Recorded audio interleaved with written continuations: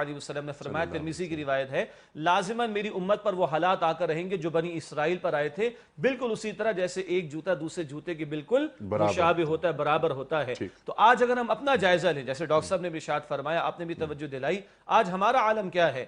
دعویٰ ہے کہ مسلمان ہیں،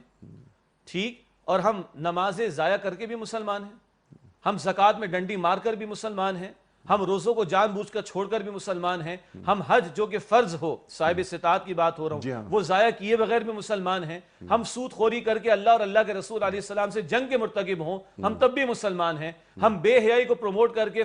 جو ہے وہ پھیلا کر اللہ کے غضب کو دعوت دیں، ہم پھر بھی مسلمان ہیں، ہم ملاوٹ کریں پھر بھی مسلمان ہیں، اور ہماری تمنا کیا ہے؟ آج ہم سے کوئی پوچھے کہ یہودی کہاں جائے گا، ہم فٹ کہتے ہیں کہ جہنم میں جائے گا، نصرانی کہاں جائے گا، ہم فوراً کہتے ہیں جہنم میں جائے گا، فلاں کافر کہاں جائے گا، وہ فوراً کہتے ہیں جہنم میں جائے گا، اور ہم کہاں جائیں گے؟ ہم جنت میں جائیں گے۔ Is it so simple؟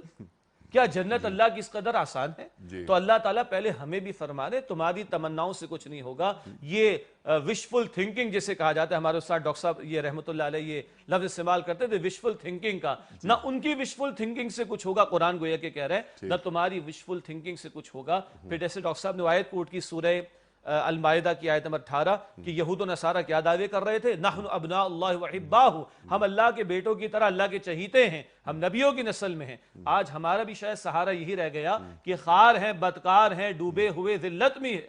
میں ہیں، کچھ بھی ہے اے مولا تیرے محبوب کی امت میں، وہ بھائی یقیناً محبوب کی امت میں کوئی شک نہیں صلی اللہ علیہ وسلم، مگر آج جو اس امت مسلمہ کے ساتھ دنیا میں ہو رہا ہے، جو دنیا کے کونے کونے میں پٹائی ہماری ہوتی رہی، کیا محبوب کی امت کے ساتھ ایسا ہونا چاہیے؟ آخرت تو بات کی بات ہے، دنیا میں ارزہ ترین خون اگر مسلمان کا ہے، 57 ممالک ہونے کے باوجود ہم کبھی عراق کے اندر کبھی افغانستان کے اندر کافروں کے سامنے کھڑے نہ ہو سکے، تو کیا یہ خیر امت قرار پانے کی مستحق نظر آتی ہے امت آج کے دور کے اندر؟ تو یہ جو آج ہماری وشفل تھنکنگ ہے، قرآن اس کا ذکر کر رہا ہے، نہ ان کی تمناؤں سے کچھ ہوگا، نہ تمہاری تمناؤں سے کچھ ہوگا۔ جب آپ گفتگو فرما رہے تھے تو بہت سادہ سی بات دل میں آئی تھی، آپ مجھے بتائیے انیس صاحب،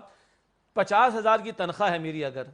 کیا تمناؤں سے ملتی ہے مجھے؟ کبھی گھر بیٹھے کبھی مجھے ملتی؟ میرے بچے کو میں نے اسکول میں ایڈمیشن دلا رکھا ہے، اس کے میں اے سٹارز چاہتا ہوں، کل اس کو میں ماسٹر پی ایچ ڈی اور ایم فل کرانا جانے کیا کچھ کرانا چاہتا ہوں، کیا تمناؤں سے یہ بھی مجھے مل سکتا ہے؟ تمنا سے میرے بچے کو 100 روپے کی آئس کریم نہیں مل سکتی، تمنا سے مجھے اور آپ کو محض تمنا کرنے سے 50,000 کی تنخواہ نہیں مل سکتی۔ آپ اور میں ہم تمنا کر کے چاہیں کہ اللہ مل جائے، اللہ کے رسول مل جائیں، اور اللہ کی جنت مل جائے، اور آخرت کی ابد الآباد کی ہمیشہ کی زندگی کی کامیاب مل جائے، ہم کس خوش فہمی کے اندر مبتلا ہیں؟ تو قرآن اس مقام پر بے عملی،